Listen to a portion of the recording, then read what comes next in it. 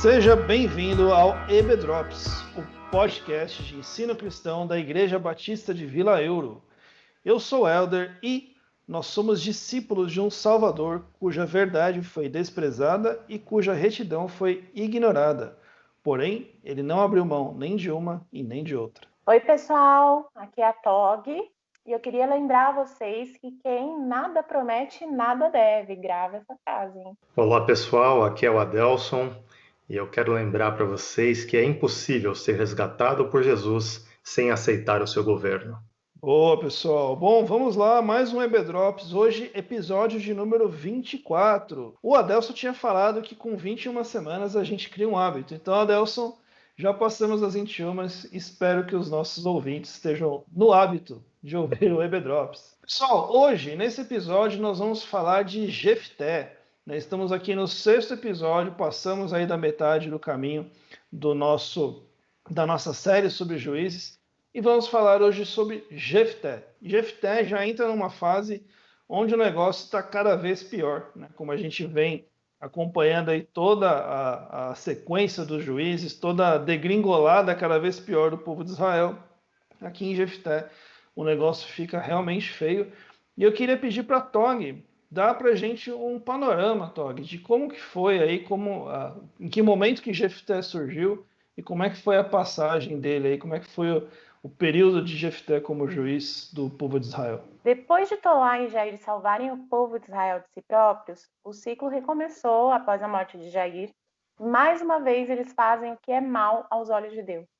Deus os entregou nas mãos dos filisteus e dos amonitas. Foram 18 anos de opressão, a mais longa até agora, e universal, ou seja, alcançou todas as tribos das duas margens do Rio Jordão. Eles clamaram a Deus e a resposta foi dura, mostrando que eles continuavam buscando a Deus como se fosse só mais uma tentativa de socorro de mais um Deus qualquer, como os outros que eles estavam servindo. Então eles tentaram mudar de atitude e Deus teve compaixão do sofrimento deles e levantou Jefté. Esse improvável realmente foge de qualquer modelo que a gente possa ter de herói. Tanto que dificilmente a gente vê a história dele contada por aí. Ele era filho de uma prostituta, foi expulso de casa e se juntou a ladrões. Ele era líder de uma gangue. Mas Deus o chama de guerreiro corajoso, assim como chamou Gideão. Quando os amonitas começaram a atacar o povo, eles mandaram chamar Jefté para ajudar. Primeiro ele lembrou que eles haviam expulso ele de lá. Mas como eles ofereceram ao governo também, ele aceitou lutar pelo povo. Aí enviou um recadinho primeiro, meio polido, para o rei de Amon. E que vocês querem brigar com a gente? Amon respondeu que essa terra era dele. Jefté lembrou que historicamente e teologicamente a terra era do povo de Israel. Então o Espírito Santo vem sobre Jefté e ele sai para a guerra. Só que antes de guerrear, ele faz uma promessa para Deus. Ele promete que se ele vencesse a guerra, a primeira pessoa que saísse da casa dele, quando ele voltasse, ele ia oferecer em holocausto. Ele venceu e quando ele voltou para casa, a sua filha foi a seu encontro dançando. Ele ficou triste, rasgou a roupa, colocou parte da culpa na filha, falou: por que você saiu? Eu fiz uma promessa para Deus e agora eu vou ter que cumprir. A própria filha falou: não, pai, tem que cumprir mesmo. Então ela saiu para prantear e depois de 2 meses chorando porque ia morrer virgem, ia morrer sem se casar, voltou e Jefté sacrificou a sua própria filha. Um dos episódios mais tristes até agora no livro de Juízes, porque é um sacrifício humano. Bom, Efraim ficou ofendidinho de novo, porque eles não tinham feito parte da guerra, nem da grande vitória, só que Jefté não foi polido com eles, que nem foi Gideão. Ele lutou contra eles e os derrotou. Depois ele montou guarda nos pontos mais rasos do Jordão, e se alguém dos que tinham conseguido fugir, dos fugitivos de Efraim, tentasse voltar para casa, eles matavam. E eles descobriram quem era efraimita pelo sotaque. Aquele caso, né? Fala aí, Shibolete. Se a pessoa falasse Shibolete, podia passar. Se não falasse, se falasse Cibolete, podia passar. É mais ou menos como se a gente tivesse uma barreira aí na Dutra e falasse, fala porta. Fala porta, pode passar. Porta, não pode não. Nessa brincadeira, 42 mil morreram do povo de Israel. Jefté julgou Israel por 6 anos e aqui não é relatado paz durante seu governo. Os próximos juízes são da série desses inexpressivos da Bíblia, que ela não fala muito sobre eles, nem a situação que eles enfrentaram, foram Ilsã, Elon e Abdon. É importante nós enfatizarmos que essa era a filha única, né, de Jefité. Então, era algo muito precioso para ele. Interessante notar que a gente olhar que cada vez mais a coisa vai piorando e já desde do juiz que é empossado, que toma o poder, ou seja lá o que for. Porque começou, né, com pessoas top ali, né, o Toniel, o Débora, não sei o quê, que Deus vai lá e unge, e agora é um que vem e toma o poder, é outro que o povo chama e é líder de gangue. Então, por mais, né, que todos eles tenham suas virtudes, e tem de fato, mas a coisa começa cada vez pior, e quando começa cada vez pior, a tendência é terminar também muito pior, como a gente viu aí nesse breve resumo da TOG, e vamos conversar mais também daqui a pouco. É ótimo para cair as nossas imagens de heróis, né? Eu não consigo. Todo episódio me vem à mente a música, né? Meus heróis morreram de overdose. Não é o caso, mas olha para esses heróis que a gente tem. E aquilo que até a gente comentou, acho que foi no primeiro ou no segundo episódio, talvez, da série. O que é fantástico mesmo na Bíblia, ela não esconder essas coisas. A Bíblia poderia muito bem ser um livro de virtudes, né? Isso. De grandes heróis, de não sei o que, coisa bonita. Não, vocês são isso aí mesmo. Vocês são esse povinho aí, mais ou menos, que precisa muito da minha graça, né? É isso que Deus está mostrando pra gente.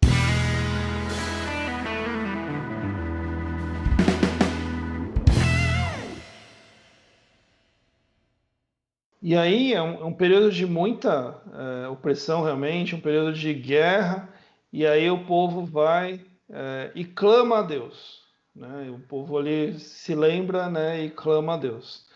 Mas é um momento muito curioso onde Deus vira e fala assim, olha, não os livrarei mais. E eu queria perguntar para o Adelso, Adelso, como assim, cara? Deus não vai livrar o povo? Que tá acontecendo, cara? Que rolou que Deus vira pro povo e fala que não vai livrar eles? Depois de 18 anos de opressão, né, na mão dos amonitas ali, o povo pega, clama ao Senhor e falando, olha Deus, nós pecamos contra ti, estamos cultuando os Baalins e nós pedimos perdão ao Senhor.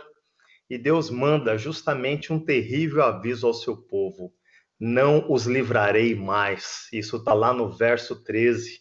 E Deus continua falando assim: que vocês clamem aos deuses que vocês adoram. Nós vemos aí o Senhor já cansado da falta de arrependimento verdadeiro na vida dos israelitas. Ele vê que, na verdade, os israelitas estão ali entristecidos pela consequência do seu pecado, mas não estão verdadeiramente arrependidos pelo pecado que ele havia cometido. Como nós já falamos aí, né, em episódios anteriores, isso, na verdade, o povo não tinha arrependimento, o povo tinha remorso. Deus, então, fala de forma dura com eles e fala para os israelitas, busque os deuses de vocês, busquem os seus ídolos, que eles possa livrar vocês de tudo que vocês estão sofrendo. O povo fala que está arrependido, o povo expressa isso com a sua boca, mas, na verdade, o seu coração ainda estava na idolatria. E nós vamos ver que, na verdade, mais para frente, na hora que realmente eles mudam de atitude, que isso vai acontecer lá no verso 15, onde o povo começa realmente a clamar e fala, olha, Deus, nós realmente agora entendemos o que o Senhor quer de nós. Nós realmente estamos arrependidos.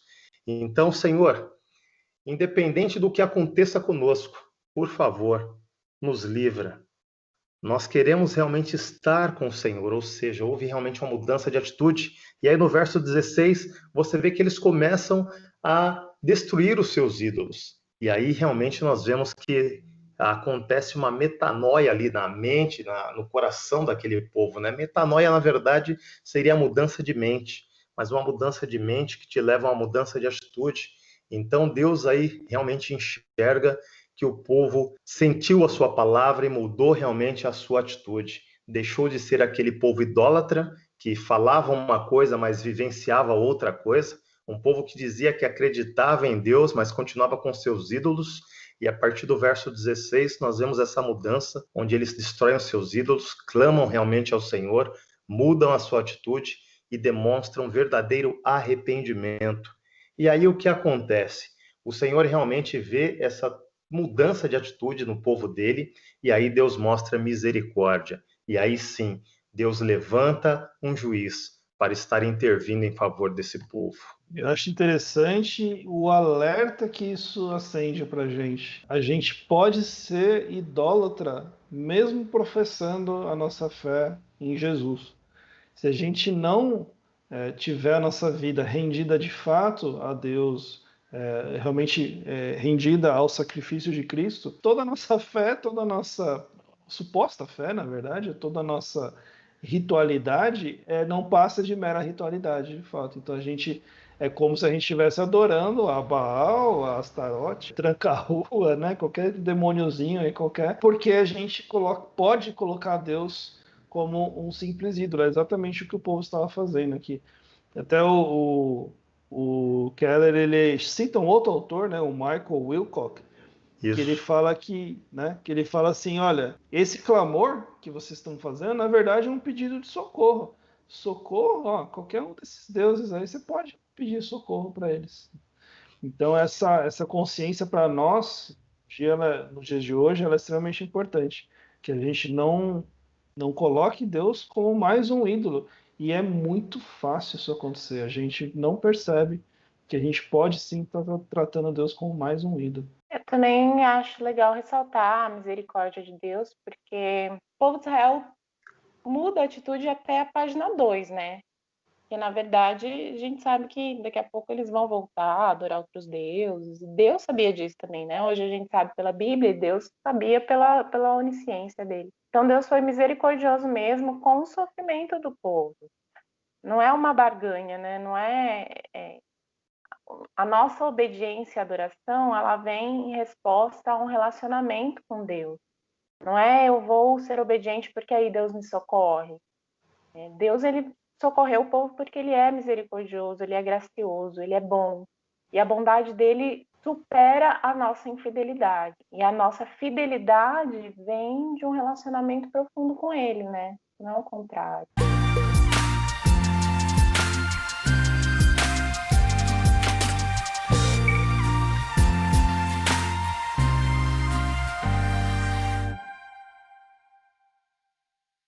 E aí, pessoal, a gente chega num ponto onde, de fato, Jefté aceita ser o juiz do povo, aceita liderar o povo nessa guerra que estava ali contra um povo muito poderoso, que eram os Amonitas. E é interessante que a primeira atitude de Jefté, e até o Tim Keller coloca no livro aqui, que ele escreve a pena antes da espada, né? A pena de escrever, na escrita, né? Nos nossos dias seria a caneta, né? Caneta antes da espada, antes do fuzil, sei lá. E é interessante porque a primeira atitude de Jefté é tentar conversar. Ele não vai e monta um plano de guerra, não monta, pelo menos é o que é relatado no texto, não, né, faz toda uma estratégia, como é que vai fazer, como vai fazer assim, não, eu vou conversar com o rei dos Amonitas, eu vou tentar argumentar. E o que ele faz ali com o rei de Amon, ele coloca 3 argumentos, né? Ele vai por 3 vertentes para mostrar para o rei de Amon por que não faz sentido aquela luta por aquela terra, né? Porque ele fala o seguinte, olha, o primeiro argumento que Jefté usa é um argumento histórico. Então ele chega ali para o rei dos Amonitas e fala assim, olha, tem uma questão histórica aqui nessa terra.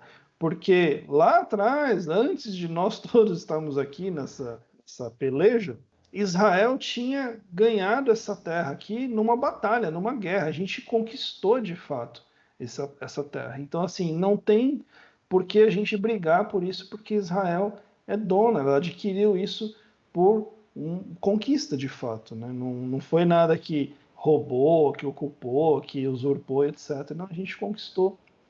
O segundo argumento que Jefté usa é um argumento teológico. E aqui ele é bem estratégico, porque ele fala assim, olha, realmente Deus, os deuses de Israel, entregou essa terra nas mãos de Israel. Então imagina você, rei de Amon, se fosse o seu Deus, né? O Deus dos Amonitas era chamado de Camus. Imagina se fosse o seu Deus que tivesse dado essa vitória, né? Você também não entenderia que essa terra seria sua?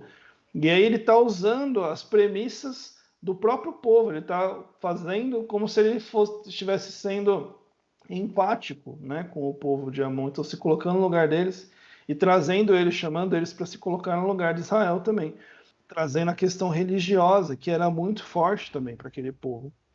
E o terceiro argumento que ele usa, a terceira abordagem, é o precedente legal, que ele fala o seguinte: olha, não, vocês nunca vieram aqui reclamar essa terra. Durante todo esse tempo que a gente está aqui, vocês nunca vieram e falaram assim: olha, essa terra é minha, vocês não têm direito. Por que só agora? Né? Então é que aí eu chamo de precedente legal, né? Então ele vai por três vertentes de forma muito habilidosa, com certeza sabendo ali muita coisa do jogo político e do jogo jurídico até, e de um cara que, como a gente viu aí no resumo da TOG, é um cara que era um gangster, né? Era um líder de gangue, era um arruaceiro, sei lá. Mas você vê que, na verdade, ele tinha, assim, muito mais preparo do que a gente lê, né, numa primeira olhada. Então, isso mostra muito que existia um motivo maior, motivos maiores para que o povo de Israel chegasse até Jefté e chamasse ele para que liderasse o povo nessa guerra. E aí o que acontece, né, nisso? Então ele vai, faz toda essa argumentação com o rei de Amon e o rei de Amon simplesmente ignora. Ele não recua, ele não responde, né, o texto fala que ele nem sequer responde. E aí o que fica na gente? Fala assim, poxa, Jefté perdeu tempo, né? Jefté tentou, foi lá e, poxa, devia ter ido pro pau logo de cara, devia ter, né, já feito estratégia de guerra, que na verdade a guerra aconteceu de fato. Mas aí o ensinamento que a gente pega desse trecho é bem daquela frase que eu usei aqui no começo, né, na abertura do episódio, que fala o seguinte: ó, nós somos discípulos de um Salvador cuja verdade foi desprezada e cuja retidão foi ignorada. Porém, não abriu mão nem de uma nem de outra. Então não importa o que o outro lado vai fazer, não importa o que vai ser a reação do outro lado. A gente nunca pode abrir mão da nossa retidão e da verdade, que foi o que Jefté fez aqui. Olha, eu vou começar apelando à retidão deles e à verdade realmente dos fatos. Se der, ótimo para todo mundo, ninguém precisa se matar, ninguém precisa morrer. Se não der, que foi o que aconteceu, não deu, então realmente eles foram para a guerra. Com Jefté a gente aprende aí nessa passagem também a agir diante de uma acusação injusta, né? Porque foi isso que na verdade o rei de Amon estava fazendo. Ele levantou acusações e Jefté foi lá e provou para ele em cima, né, dos recursos, em cima do seu conhecimento, provou por A mais B que ele estava agindo de forma justa. Então, diante da injustiça, né, colocada, ele foi lá e esclareceu tudo perante a lei de forma justa. Então, nós precisamos aprender justamente isso, como responder diante das injustiças, né? Cristo também nos ensina da mesma forma da ação de Jefté, a agir sempre com justiça, com retidão, com palavras de sabedoria que, na verdade, edificam ao invés de destruir. Bom, então, enfim, a guerra é inevitável, né? O rei de Amon ali não se compadece, não quer ouvir as verdades, não quer mudar a sua ideia, e a guerra realmente acontece, é inevitável. E no momento em que eles, logo antes de começar a guerra, Jefté faz um voto que levaria a um dos incidentes mais tristes, mais terríveis aqui dessa época, desse período do povo de Israel. E eu queria pedir para a Tog falar um pouco mais sobre isso e, especialmente, o que a gente pode aprender com esse incidente lamentável, Tog. Nossa, eu sempre li essa história me perguntando por quê. Foi muito bom estudar um pouco mais esse capítulo. Por que que ele fez esse voto? Porque Deus já tinha levantado ele já estava, o Espírito de Deus estava sobre ele tinha, Deus não requeria nada dele. E a gente sabe que Lá em Deuteronômio 12, 31, está especificado que Deus ele não requer sacrifício humano. E mesmo assim ele faz esse voto para Deus. Keller ele levanta algumas questões aí, né, sobre o voto, que é interessante a gente pensar que é primeiro o que ele prometeu mesmo para Deus, né? Algumas pessoas acham que ele prometeu um animal, que ele esperava que um animal, mas não faz sentido esse tipo de entendimento, porque ele prometeu que a primeira pessoa que saísse da porta da casa dele, né? O animal não ficava dentro de casa. Então, tinha na mente dele que era uma pessoa, mas talvez ele esperasse que fosse um servo, não esperasse que fosse a única filha dele. E isso mostra pra gente que ele estava totalmente imerso na cultura do tempo dele.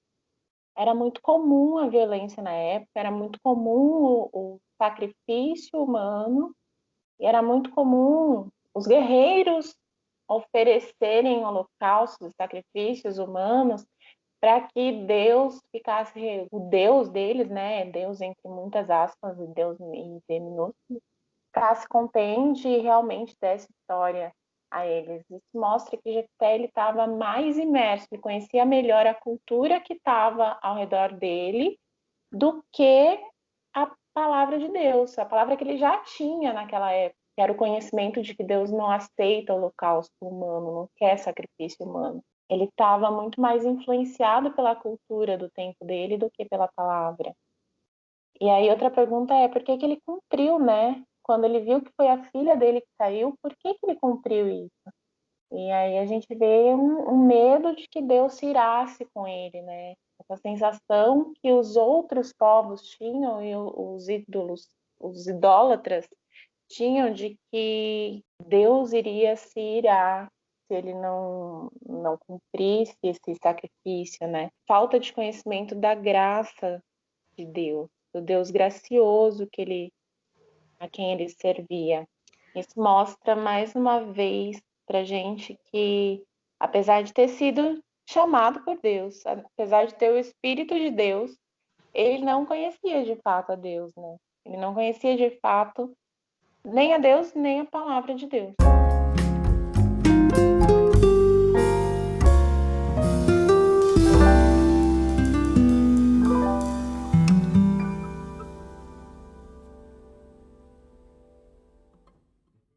Isso deixa bem claro o que a gente falou no começo, né? De que quando Deus se recusa a atender o primeiro clamor do povo, é porque de fato o povo estava tratando a Deus apenas como mais um dos seus ídolos. E essa mentalidade de Jefté deixa isso muito claro, o quanto que eles olham para Deus apenas como mais um dos muitos ídolos que existiam ali, né? E o povo ao redor agia de forma a controlar os seus deuses, né? Os outros deuses, né? Os ídolos que existiam, eles eram controláveis, assim, né? Através de sacrifícios, de holocaustos, de promessas. E ele trouxe isso para ele, achou que ele podia ou que deveria controlar Deus. E aí eu penso em como a gente faz isso hoje, o quanto das nossas promessas não mostram que a gente está querendo, na verdade, controlar Deus. O quanto a gente não quer barganhar com Deus. O quanto a gente não acha que Deus ele está requerendo de nós algo além do relacionamento. Legal, gente. E caminhando para o final, eu queria que a gente encerrasse comentando um último e outro lamentável incidente, né, que aconteceu aqui com o Jefté, que foi o desentendimento que ele teve ali com o povo de Efraim, né? Então, semelhante ao que aconteceu ali nos tempos de Gideão, o povo de Efraim foi lá e ficou bravo, ficou enciumado, porque, né, eles não participaram ali dos louros da vitória, né? Eles não foram envolvidos ali no conflito para derrotar os amonitas. Jefté, ele até justifica a posição dele, né? Se a gente olhar ali no capítulo 12, versos 2 e 3, parecido com o que ele tinha feito, né, com o rei dos amonitas, mas ao invés de aguardar ali uma resposta, tal, ele já juntou ali o povo de Gileade e foi para o conflito, né? Foi para os finalmente ali contra o povo de Efraim. E naquele dia, eles mataram 42 mil pessoas do povo de Efraim. Então, é o povo de Deus matando o próprio povo de Deus de novo.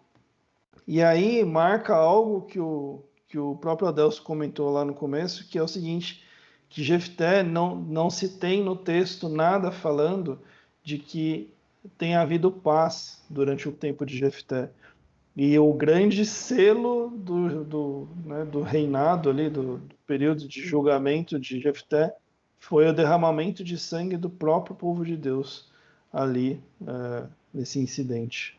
Quanto a gente não tem visto muitas vezes, né, igrejas se desfazendo por contendas tão bobas, né, irmãos brigando ministerialmente e, de certa forma, um matando o outro muitas vezes com palavras, com ações, com atitudes que não glorificam a Deus, que não testemunham do evangelho da graça que o nosso Deus nos ensina. Hoje em dia você vê que é muito mais fácil, às vezes, as pessoas dividirem a igreja e montarem duas do que resolverem um pequeno problema, um pequeno conflito.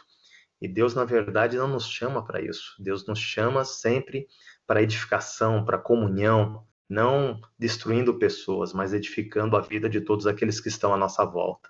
Essa situação também revela bastante coração, né? Porque o povo de Efraim, eles já estavam assim, eles se sentiam meio que os líderes, eles estavam desde da Batalha de Gideão, falando, por que não chamou a gente, tal, porque eles eram uma tribo forte, e aí a gente olha onde que estava o coração deles mesmo, né? O que a gente quer quando a gente quer aparecer ou ser lembrado, ser exaltado? Não estava Deus, né? Tava a reputação, talvez, ou a vitória, ou querer uma posição. Acho que isso revela bastante o coração do povo e ajuda também a gente a refletir sobre o nosso coração. E aí, encerrando, né? O próprio Keller coloca bem no finzinho desse capítulo e fala o seguinte: mais uma vez observamos que, com muita frequência, o maior problema da igreja é a própria igreja. Tem um memezinho, não sei se vocês já viram, daqueles do Scooby-Doo, a Thelma tirando a fantasia do monstro, né? E aí tá escrito assim, quando eu descubro quem é o grande causador dos meus problemas, aí ela tirando a fantasia do monstro e é ela que tá debaixo da fantasia. Então, beleza, pessoal, é isso. Terminamos mais um episódio do EB Drops.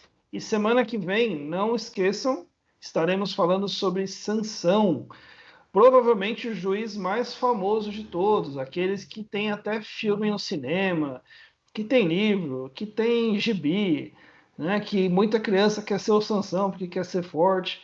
Então vamos falar sobre esse juiz que também tem várias coisas para a gente aprender. Se você quiser já ir lendo, pessoal, são os capítulos 12 e 13 ali do livro de Juízes, tá? Então a gente reforça que é muito interessante se você puder ler antes de ir e ouvir o episódio, porque você já vai ouvir com todo o contexto na cabeça, com todos os ensinamentos, com todos os detalhes, que às vezes a gente não entra aqui em todos os detalhes, você já vai ter isso e você vai melhorar bastante a sua experiência com o EB Drops. Então é isso, pessoal. Até a semana que vem. Tchau, tchau, pessoal. Tchau, pessoal. Até semana que vem. Obrigada por estarem aqui mais um dia. Falou, pessoal. Uma excelente semana para vocês. Um grande abraço. Até a próxima.